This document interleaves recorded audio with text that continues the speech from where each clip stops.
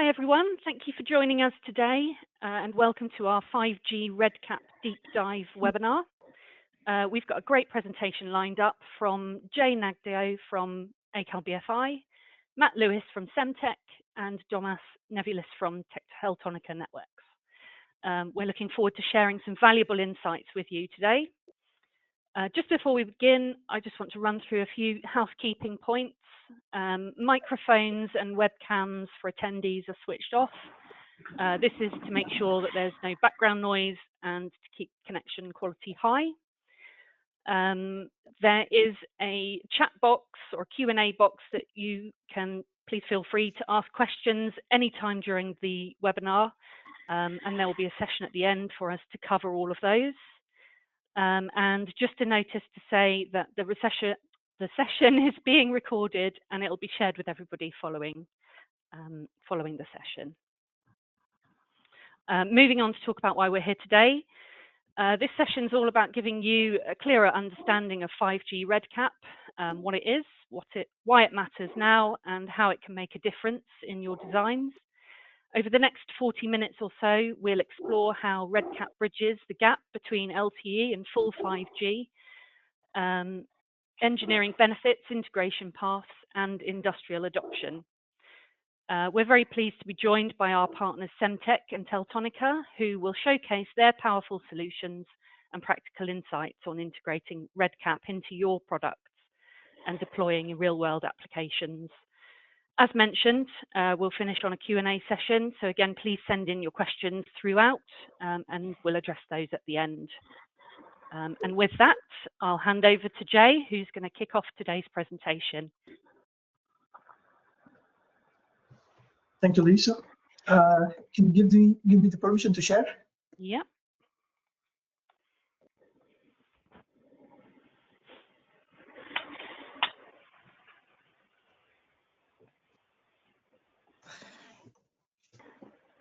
So can you see my screen now? Yeah, okay. So thank you everyone for joining. Good morning. I'm Jay, European Solutions Architect at ACAL BFI. I want to quickly start today's presentations with some quick introduction of our ACAL BFI. So ACAL is an advanced engineering solutions provider based in Europe. So we have around 12 sales locations, offices across Europe with around 50 years. We have been established more than 50 years in Europe. Around 360 employees, out of which 150 are technical sales guys. We have our technology centers across Europe as well. 8 of them, we will talk about that more later. And we have 3 logistics centers worldwide, including Germany, UK, and the Hong Kong. So what we do is we provide advanced solutions to our customers, wide range of topics portfolio. For example, you can see we have fiber optics or wireless and frequency control. This is what we are going to dive deeper in today. Sensors, power and magnetics, photonics, embedded computing, test and measurement, interconnect, and cable supplies.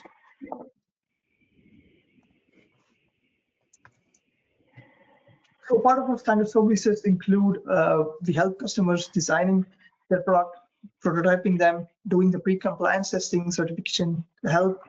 We can also produce and manufacture certain products in-house. We provide lifecycle management possibilities, after sales support, supply chain management, obsolescence management, end-of-life management, and then we also provide future paths to our customers for their product development. So technology centers, this is the backbone of ACAL BFI. We have 8 specialized technology centers covering different segments of technology. All these technology centers, they work together to deliver customized product for our end customers. We help them with innovation and problem solving, challenge solving, I should say. There are no problems as such. Then we also have, we give guidance consulting to our end customers. And all this leads to an accelerated time to market for our customers.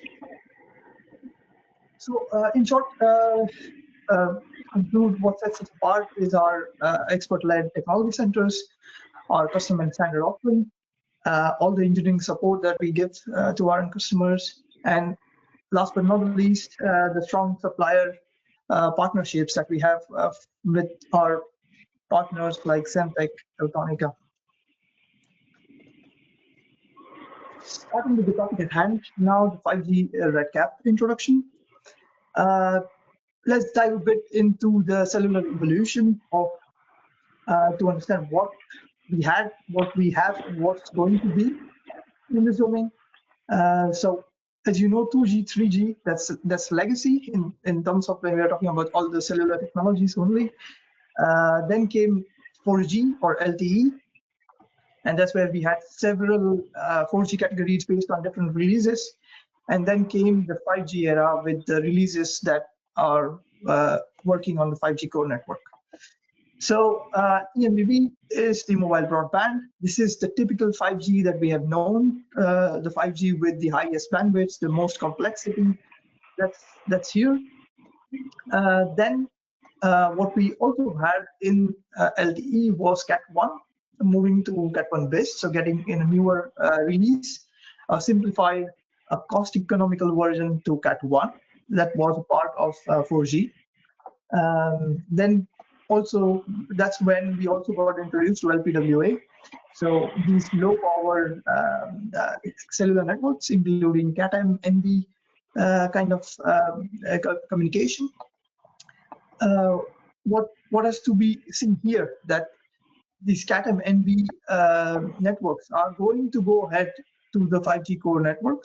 So if your chipset or module has a 5G a CAT-M module, which is release 15 plus, 16 plus, they will be supported on the 5G core network. So that's good to know that even low bandwidth, low power technologies are still coming under the 5G umbrella. So 5G is not like it's only meant for high bandwidth application.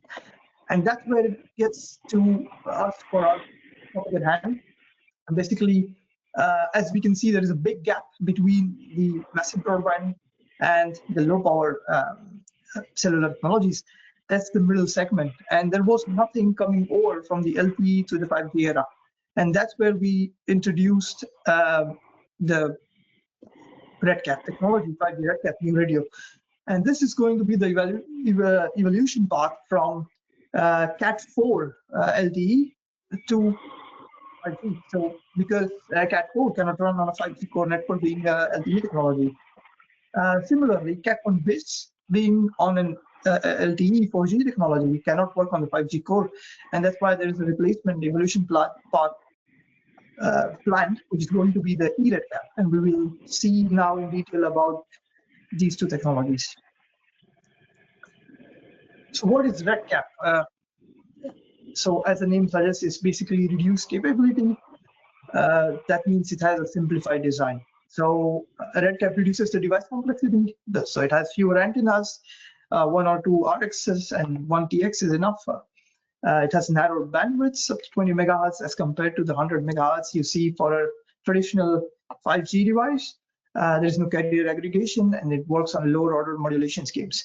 So this overall requirement constraints make the module simpler in design. It provides an optimized, I would say, balanced performance, and that's because it's between the high-end, high bandwidth 5G and the extreme low power 5G. So you can see data rates of 220 megabits per second in downlink and up to 100 megabits per second in uplink, which is an equivalent of LTE Cat 4 as its evolution path for it. Energy efficiency, so they consume significantly less power because, first of all, it's a newer technology, and also it's giving about 65% reduced power as compared to its equivalent LTE Cat 4. All these constraints that have been put on the hardware, its main reason was to also make it cost effective. So lower hardware requirements and simplifying the design is making RedCap devices more affordable as compared to a typical 5G. Moving on to the eRedCap, this is a further simplification of RedCap.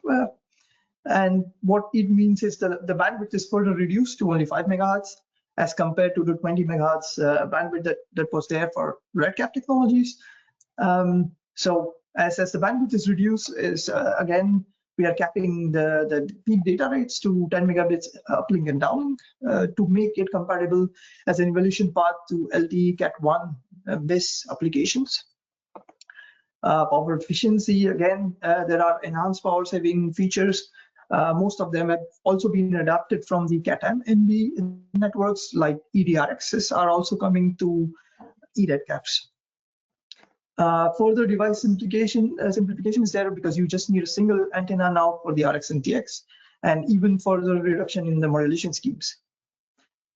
And all these also really results in cost optimization. So as performance is limited, hardware is simple, it's cheaper as compared to RedCap. So where does RedCap fit in the domain, in the cellular domain? So we have the high bandwidth eMBBs there. MMTC is massive machine type communication that includes Cat-M, NB, Cat1 BIS kind of technologies. URLLCs, ultra reliable, low latency kind of applications, which is mostly catering towards automobile. And as you see there was a gap in between which had to be filled, and that is done by RedCap. So you can see that this RedCap being an balanced and average cellular, averaged in terms of performance, the cellular technology, so it will cater to a lot of different applications in the market. Another important thing to know for when dealing with RedCap is the network deployment. So as you know, RedCap will only work on a 5G standalone network, and that's why it's really necessary for your region to be able to support this kind of network architecture. And as you can see, it's improving from what it has been. So there are, for example, for a typical standard 5G network, which is not a 5G standalone, this is dependent on the 4G as well. So we have around 644 operators at this moment. Whereas for the 5G standalone networks, and that's pure 5G core network, and we have around 176. So we are not there yet completely as compared to when it comes to deployment, but the progress is quite strong.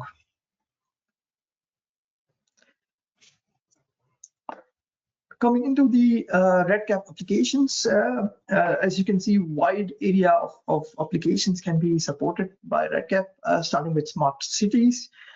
We have, for example, there we can RedCap can go into smart grid, real-time asset tracking kind of applications. Then we have enterprise applications where we can use this for asset monitoring, augmented reality. Then comes industrial IoT. We see RedCaps with surveillance cameras quite a lot being used, and also in the consumer market with high variables that need quite good bandwidth, they are also using RedCap as a technology. So this was a summary of RedCap and what it is, and now I would like Matt from Semtech to start with his presentation. Thank you.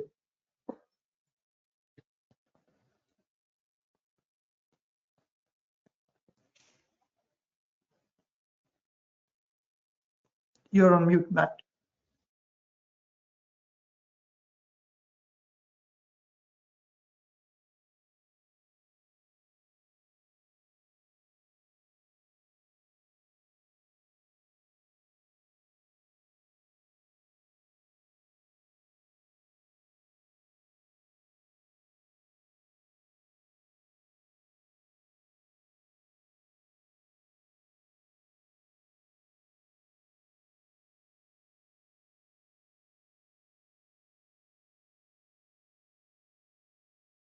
It's still mute. Yeah, I can't unmute him for some reason.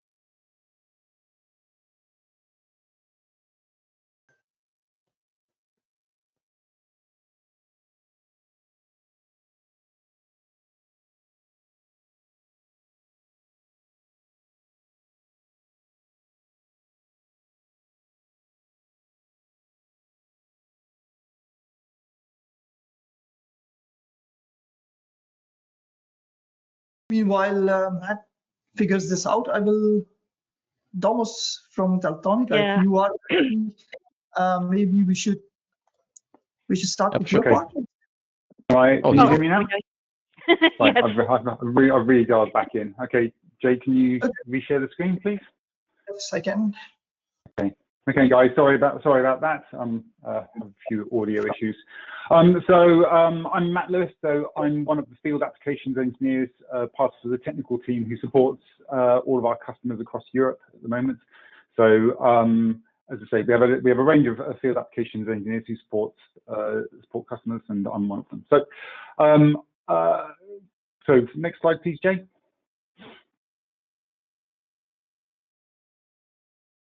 Okay, so a quick thing about Semtech. So for those of you who don't know, Semtech is broadly known as the technology provider for the LoRa technology. Okay, about 3 years ago, Semtech bought Sierra Wireless to bring in the cellular and the routers business and the connectivity business. Okay, so and that's where I come from the cellular module side of things. Okay, so on the IoT side of things, we have a number of business units. LoRa, cellular modules being one of those business units. We provide IoT connectivity across the whole range of applications which customers would want to use. Obviously, today we're focusing on 5G and the RedCap. Okay. One of the other points to make about Semtech is that we are a Western company. We only use Western chipsets. Now, for some customers, that's quite important, particularly for critical infrastructure, things like that. With the geopolitical world of today, it's very important. We have no connection to China with regards to any of our cellular modules. We use Western chipsets. Our manufacturing is outside China, and all of our development teams are outside of China as well. Okay. Plus, our headquarters are in the US. Okay. Primarily, we're talking about RedCap, and RedCap is mainly focused on the router side of things at the moment because of the data rates that are involved. So, next slide, please, Jay. So we split our portfolio into two halves primarily. We split it into between broadband and IoT modules, and anything which is 5G right now is really in the broadband module side of things. So we offer mainly industry standard form factors for that in the form of the PCI form factors. So that's the 3042 and 3052 form factors. Okay, we'll talk a little bit about what's coming on later in the presentation. But we also support LPWA, CAT-M1, NB1, and Cat1 bis as well. Okay. So next slide, please, Jay. So what can you use today? So we've got the 5G embedded mobile broadband modules, which Jay mentioned about earlier on, which is high bandwidth, high speed. Okay, standard M.2 form factor with the 3052. So that's the 52 millimeters long. Okay, and then the current product, what you can use today is the EM8695, which I'll talk a little bit about in a second. Okay, so that's the 5G RedCap with the Cat4 fallback. Okay, we also have a range of other LTE modems, which I won't talk about. Okay, so next slide, please, Jane. So yeah, the EM8695 is what you can use today. All right, so it's a global module. We'll work across all of them, across all networks. Essentially, we've got carrier approvals across Japan, US, and in Europe, we don't need carrier approvals. Okay. One of the important points to note about the module is that it's based on the SDX35 chipset from Qualcomm. Okay. Now, Jay mentioned earlier on about the data rates being LT Cat4 equivalent. One of the confusions that happened between all of the OEMs when we were posting our data sheets earlier was, what's the data rate in Cat4? Okay. Now, 8695 and the SDX35 is a 3GPP release 17 product. Okay. So what that means is that the LTE Cat4 is 3GPP release 17, as opposed to your standard Cat4 unit nowadays, which is 3GPP release 12, generally speaking. Okay. What that means is that the data rates are much higher. So you've got 200 you've got 100 megabits per second uplink as opposed to 50 megabits per second uplink. So for a lot of applications, like video streaming, for instance, that's really, really important. Okay. The other important point to know is, while you can buy the EM8695 today, okay, and it will work perfectly fine on all of the existing networks, as was discussed, 5G standalone hasn't actually been deployed anywhere in Europe, not in anger, really. Okay, it's in a lot of people's test labs, but it's not actually being deployed. Okay, so if you were to buy a RedCap unit today, you would be running it on LTE, which would be giving you comparable speeds to what you would have if you were running on 5G standalone network as well. Okay, so the EM8695 itself is in a 3042 format, so it's 42 millimeters long. Again, form factor can be important in some applications. Okay, so it's the shorter form factor. The other very interesting point about the SDX35 is that it comes only with USB 2 interface. Okay, that's perfectly fine for the data rates that you're going to be operating at. But the embedded mobile broadband chipsets come with either you've got to use USB 3 or PCI. SDX35 doesn't offer anything other than a USB 2 interface. Okay. All of the units come with GNSS on board, as a lot of these M.2 form factor units do come with. We've also got an optional embedded SIM, chip SIM on board as well. Okay, so that's SGP22 SIM card that's on board. We've tested it with SGP32 SIM cards. So for those of you that are familiar with chip SIMs and where they're going, SGP32 embeds the agent which controls the profiles that's contained on the modem on the SIM itself. Okay, we've tested the EM86 with that, and it works absolutely fine. Okay, so that does away with the need for you to commit to a specific carrier. Okay, dual SIM single standby. So EM8 has got two SIM interfaces. We've got the one running internally, and then we've also got a switch which allows you to run two SIM interfaces externally as well. Okay, so you can switch between the two as required. Host OS support is also really, really important as well. Okay, so if you were to plug the device into a Linux system, okay, it will enumerate and it can use the default drivers, the QC serial and QMI wireless WAN drivers. Okay. On top of that, you need a client to run it. Now, the device is perfectly capable of running with the open source clients, such as the MBI CLI client in Linux. We also have a package called NBPL, so that's Mobile Broadband Package for Linux, which is available from our technical repository called The Source. Okay, that is a client which contains lots of examples, connection managers, firmware updates, SIM management, things like that. Okay, so that's a really, really useful resource, which you don't have to use. As I say, you can use the open source tools, but it's a really, really good starting point for you to be able to start working with a 5G RedCap device or a 5G broadband device. Okay.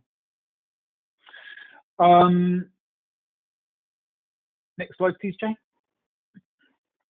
So what's coming up next? So Jay mentioned about, so we've got the 5G RedCap 8695, and the key product that's going to be coming out early next year is the LA 8695. Okay, so as I mentioned, these are in the broadband portfolio, so they're very different requirements to our IoT portfolio.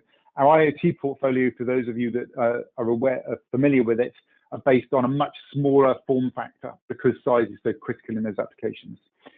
LA 8695 will be bigger because the chipset is bigger, and you can't get it into the 15 by 18 form factor that we need, that the IoT portfolio requires. Okay, and then later on next year we'll have the LA 94, which is the embedded mobile broadband soldered down device. Okay. very important point about both of the LA products, the SDX35 and the chipset the LA94 is based on have a system on chip architecture. So there's an application core that you are able to utilize. So next slide, please, Jay. So at the moment, everyone uses the classic, when you're using an embedded broadband module, you're using the classic architecture of host processor with a modem connected to it. Okay, the market is driving towards integration because it reduces cost, reduces size, reduces complexity. Okay, and Qualcomm recognizes this as well, and so they are driving people. Well, they're on customer requests, giving access to the application processors for you to be able to run your application on those processors. Okay. So next slide, please, Jay. So just to give you a flavour as to what's available, or at least what will be available on the LA86. Okay. So there'll be the radio modem, which is as per the EM8695 at the moment. But the apps processor will also have multiple GPIOs, display interface. One of the really important things, particularly for the routing guys, is that there will be an SDMI interface. Okay, so that will enable direct interfacing of an Ethernet interface to the application processor. Everything is built around OpenWRT. So OpenWRT is where a lot of the router guys work, because it's really strong on security, and obviously routers have to be hot on that. Okay. There will be roughly around about 2 gigabytes of flash to work with within that. Okay, and then obviously the SDX35 will have a lower speed apps processor versus the LA94, which will be a much higher gigahertz clock speed. Okay. With the Qualcomm code comes automatic support for a lot of their Wi-Fi, Bluetooth chipsets as well. Okay, so a lot of stuff is pre-integrated into the build that you'll be able to generate. So you'll have the modem software, and then you'll have the apps processor software, which you can build however you want to build it to. Okay, one thing to note about that is that some of the driver files that come with the reference build will be built to a certain kernel version, which is defined by Qualcomm. It's not something that Semtech can control. Okay, so the theory is that you can build to any kernel version, but in reality, you're restricted to the kernel versions that Qualcomm have effectively tested and validated with their low-level drivers. Okay. So next slide, please, Jay. So in summary, Semtech is a US publicly traded company. We've got because we're publicly traded, our finances are open to scrutiny. We are profitable. We are financially very stable. We've got a lot of years in cellular. Okay. Through the Semtech, through the Sierra Wireless acquisition, okay, and we're committed to staying in the cellular environment for the long term.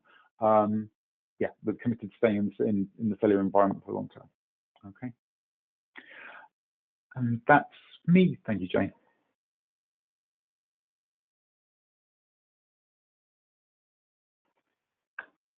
Thank you, Matt. I would now request Thomas from Teltonika to start his presentation. Right, so hopefully you can hear me good. And again, hi everyone, my name is Thomas, and I am from the company that is surely the best in Lithuania and one of the best in Europe as well, at least in my opinion, which is Teltonika. And Teltonika is big. Teltonika is the largest IoT provider in Europe and also the leading manufacturer.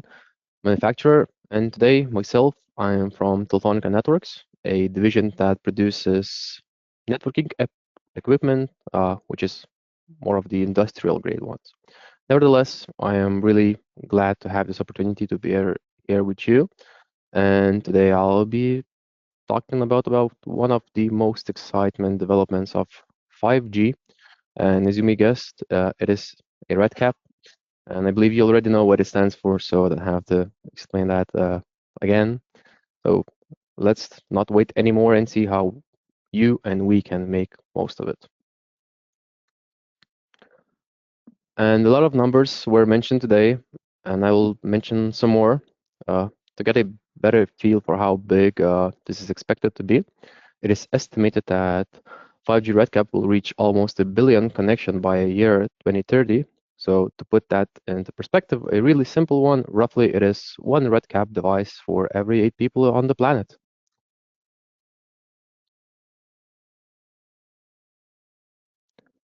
And this is how we're reaching for that 1 billion into different phases by year. And in 2024, we're seeing the first RedCap enabled products to come out.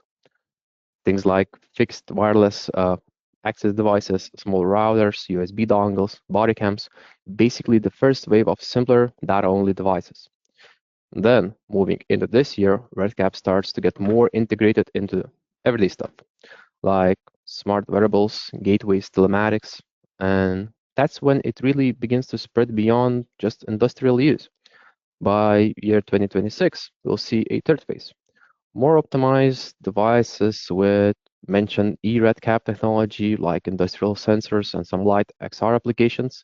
So ecosystems keeps growing and each phase adds a new use and new market opportunities.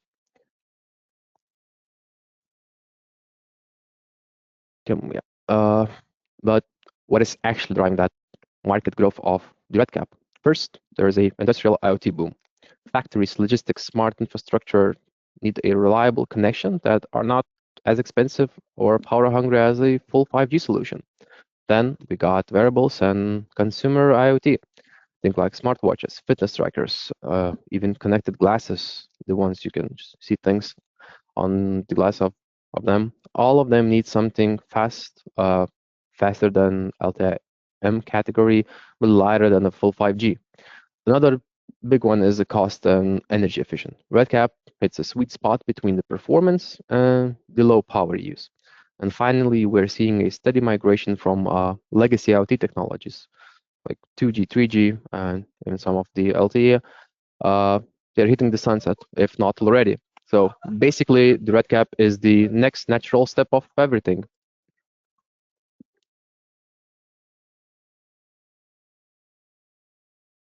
And for potential use cases of them, the first one is surveillance and security systems, but there are like plenty of other ones. So for the video and security, RedCap hits the sweet spot. You get a smooth streaming and responsive control without paying for the full 5G bandwidth.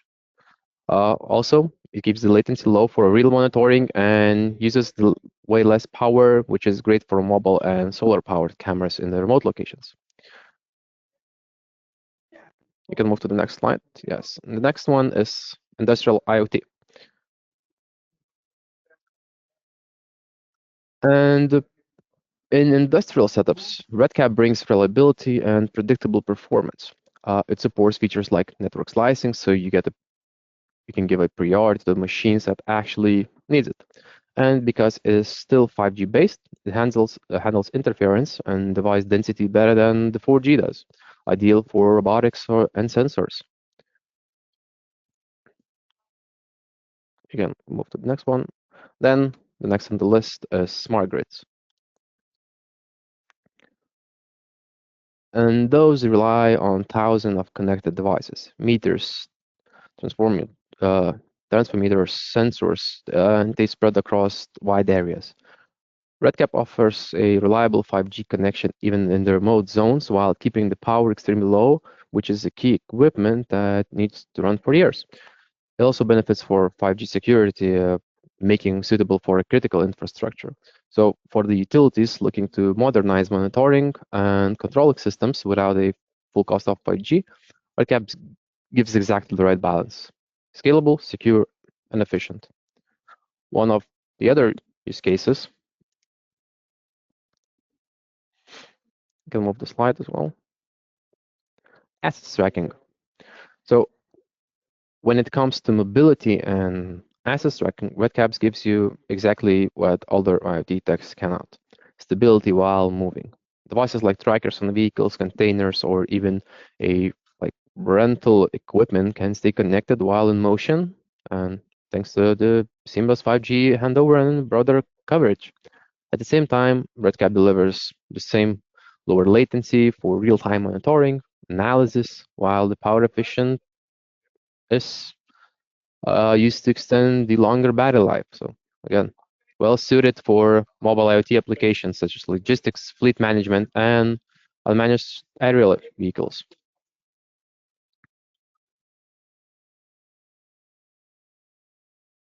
But what about the actual equipment from Teltonika Networks? We were the one, if not the first one, from the better known brands that that have some RedCap devices in their portfolio.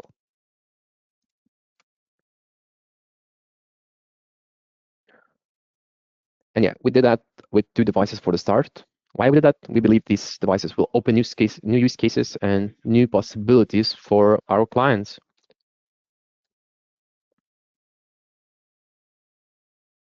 One of those devices is RT271. If you are somehow familiar with the Teltonika networks or have used our equipment, you have likely used RT240, or now you're using 241, one of the best-selling devices we have in our portfolio. So we took that device and placed it with a RedCap module. So it is really compact in size, a size of a palm, and gives you both wired and wireless connectivity options. And to dive more into the details, we can move to the next slide. Yeah, so for more details, we can see that RedCap module, which is used, it also supports the 4G. So in case the operator's ISPs do not support the RedCap yet, you can still stay connected, and when the time comes, you can jump into the RedCap. So you are set for the future. In addition, for those wired and wireless options I mentioned, Wi-Fi 4 and 2 Ethernet ports are available on the router, a single physical SIM card slot, but as we're moving with the future and new devices, the eSIM version also exists, and you can get up to 7 profiles on the device. So you can try a lot of different operators and still stay connected. So that ensures reliability. And it is running on our operating system, RTOS, and you also get the management platform, a remote one, to manage all fleet of your devices, even the third-party ones which are connected to your Teltonika device. The next device is also one of the best-selling devices.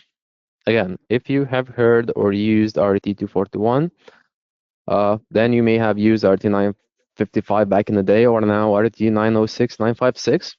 It is all-around player, a device with universal choice with a lot of different applications. So we thought we also make it more future-proof. So we place it with a RedCap module inside. Exact same situation that it supports Cat4 if that is necessary. And as for universal device point of view, you have everything, at least almost everything. You get a dual SIM card, physical ones, also SM exists if that's necessary. For the device, we also have 4 Ethernet ports, Wi-Fi 4 support, 2 serial interfaces as RS-32, USB port, RS-485, multiple IOs, and for positioning, we also have GNSS on it. But the question, if this is it, you can move on to the next slide. And it is not. We're also releasing a few more devices this year, which is RT2 platform, small device with 2 serial interfaces. Plus, for the Raspberry Pi lovers, we'll be releasing the Pi head with the RedCap module on it. You can move to the next slide. And a few use cases with our devices, how it fits in the real world. So here we have sensors, for example, waste management events, serial data over, sent from the sensors via Wi-Fi, and then router forwards it via RedCap to the central control. And the same link also supports surveillance cameras and other connected systems, and everything is running efficiently on a 5G network. So You get it. You can connect thousands of different devices and still have really good connection. The next use case is more of the industrial one. So you got a private 5G network connecting to a manufacturing line, packaging line, and quality control systems, all in real time. And RedCap is ideal here because it keeps the latency low and reliability high, even with lots of devices talking at once. And since RedCap devices are similar than full 5G, they're easier and cheaper to integrate into industrial equipment. And for one more of the use cases, it can be used everywhere. Those were just few of the examples. Like on the left, we have the industrial sensors, power distribution systems where reliability and low latency are critical. Moving forward, in the middle, we see robots, AGVs, and carrier vehicles, all communicating through the RedCap. There's assets tracking and the smart traffic systems, things that do not need the huge bandwidth, but depends on the stable and low latency connections. So we can move to the next slide. So just to keep in mind of what RedCap is, it just, as mentioned, fills the gap between what we have on the 4G and what new 5G gives us. It offers higher speeds and lower latency than the 4G, especially in the crowded areas. It enhances network performances in the scenarios where full 5G is not necessary. And it makes the ideal for IoT and other applications needing moderate data rates and efficiency without a full complexity of what like full 5G gives. So that would be it from my side.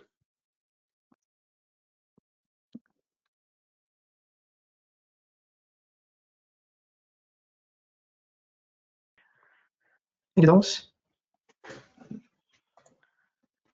Lovely. I think we've got some time for some questions. The first question is, could you give some more information about the status of the MNO networks to support the Release 17 LTE speeds, modulations, as well as 5G RedCap in general? Is it automatically supported on every SA-capable network? Do you want me to take that, Jerry? Yes, please. Yes, go ahead, Matt. Okay, so in terms of network deployments, what we are seeing and anticipating is that the US is ahead of everyone right now. We're anticipating that they will be fully SA by the end of next year. At least one of the networks will be, and the others will follow fairly quickly afterwards. Okay, for the other major markets, Australia, Japan, the rest of Europe, you're probably talking 2027 when we start seeing fully deployed standalone networks in Europe. With standalone will come automatic support for the RedCap and the RedCap devices as well. Okay. Lovely, thank you. Next question is, how do RedCap modules handle firmware updates and long-term maintenance compared to LTE and full 5G devices?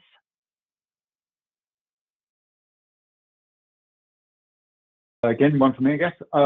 There's not a huge amount of difference between current LTE devices or even standard 5G devices. I can't remember the size of the image for the EM86 right now. It's probably in the 40 megabyte range, whereas the standard Cat4 device right now would probably be in the 20 megabyte range. But it's in terms of how they handle it, it's not going to be terribly different. Okay, the update mechanisms remain the same, but also very few customers actually want to update their units in the field, even though they might need to every now and again. Next question, what is your view about the next 3GPP release 19 and the introduction of 5G RedCap NTN? Have you already anticipated these solutions in your roadmap? So NTN is quite a hot topic at the moment for a number of different reasons. We are anticipating, so for RedCap, I don't know what the roadmap is, but essentially all of this functionality comes from the chipset providers. And at the moment, Qualcomm is the only provider giving a sensible chipset solution right now. So what we are anticipating is that the LA94 product that we have coming out, that will be NTN capable. Our LPWA products are all the HL78 products, which are based on the Sony Altair chipset. They are already operating using NTN, and they operate reliably, albeit at a much lower bandwidth. Okay, so yes, we do anticipate it being supported. No, we don't know as and when it will be in an official product just yet, especially a RedCap product.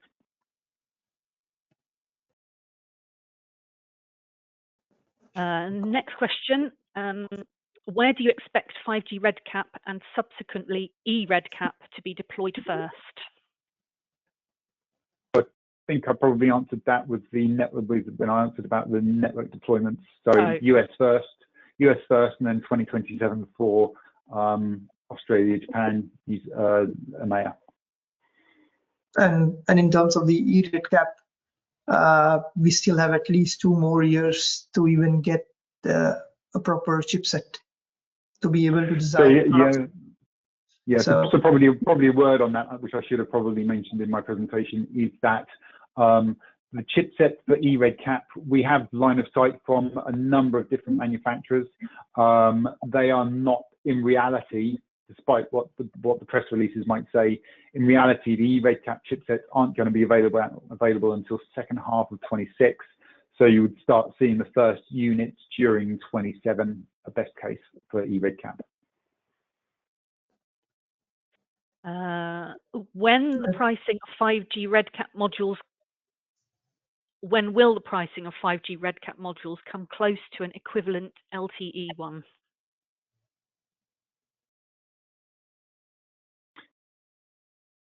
So that's a tricky question, and because I'm technical, I tend to avoid answering commercial questions because I will make my commercial managers' lives difficult. But what anything with 5G at the moment does hold a significant price premium right now. Prices will come down. eRedCap will be a kind of a reset to the market in terms of pricing, but we wouldn't expect to see the pricing come down to close to what an LTE Cat4 module is at the moment for quite a significant amount of time. Okay. And why would I use a RedCap modem over an equivalent LTE Cat12/13 modem? So as we just mentioned, the pricing difference is going to be significant for a while to come. Okay, so why would you use that over and above an LTE modem? So what we are anticipating is that once the networks have gone through the pain of implementing their standalone networks, okay, they're going to push quite hard towards getting people onto that technology so that they can potentially end of life LTE. That's not in reality going to happen, but they will want to get the majority of people onto their 5G standalone networks because it will limit the amount of resources and it increases the network efficiency for them. So what you could anticipate potentially is that they would restrict the number of resources assigned to LTE devices on their network. So you could see a reduction in, say, 3 or 4 years' time. So if you're designing an application now for deployment in 2 years' time, and you expect to get 8, 9 years life out of that, you could expect to see in the back end of that, the life of that product, that you would see degrading performance because the network wasn't assigning as many resources to it as it required, depending upon if you were video streaming or doing whatever. Okay. And the final question. Just one more question here for Domas from Teltonika. It's on the Teltonika RMS that you just mentioned in short. Are all the devices already pre-configured and pre-connected to Teltonika RMS when they are shipped to the customers, or it has to be done in a later stage? it is not pre-configured, but it automatically connects to the RMS once you insert a SIM card. So you can make a lot of automations with this, have some kind of zero-touch onboarding. When you get one device, you make your master and final configuration that you would like to upload to all of your fleet. You get that, and then you call us, you make the order, and we provide you with a specific file. You upload that file to our platform and click proceed with all your configurations and etc. And that's it.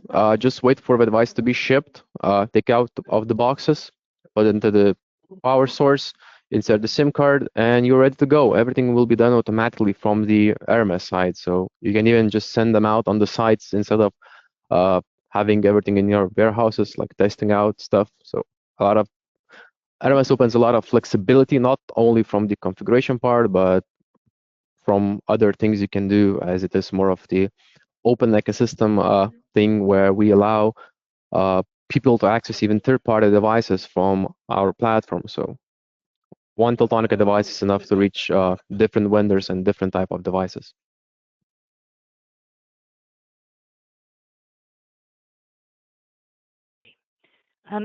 Final question was, what network coverage and operator support currently exists for 5G RedCap in Europe, and how is it expected to expand?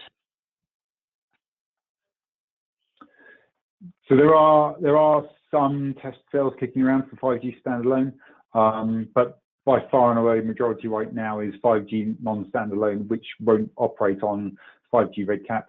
But as I say, you will see a similar performance between LTE, the LTE on the RedCap devices and the 5G performance. There are some features that are available on 5G that aren't on LTE, such as network splicing and things like that. But you need to have very specific use cases for that. And the main reason why Matt was saying that is because of the fallback that is on the 5G standalone modems and devices. They're using a 4G category release 17. So it's a much further release with much better performance than the legacy Cat 4. So even if it's Cat 4 as a LTE technology, but as a fallback as well, it might seem the same, but the releases are different, and that also affects the performance.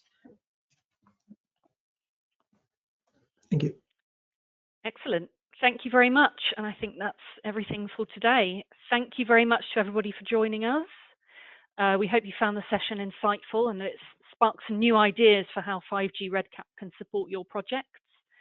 If you have any further questions or would like to discuss any specific applications, explore any solutions in more detail, please get in contact with us. And thank you again.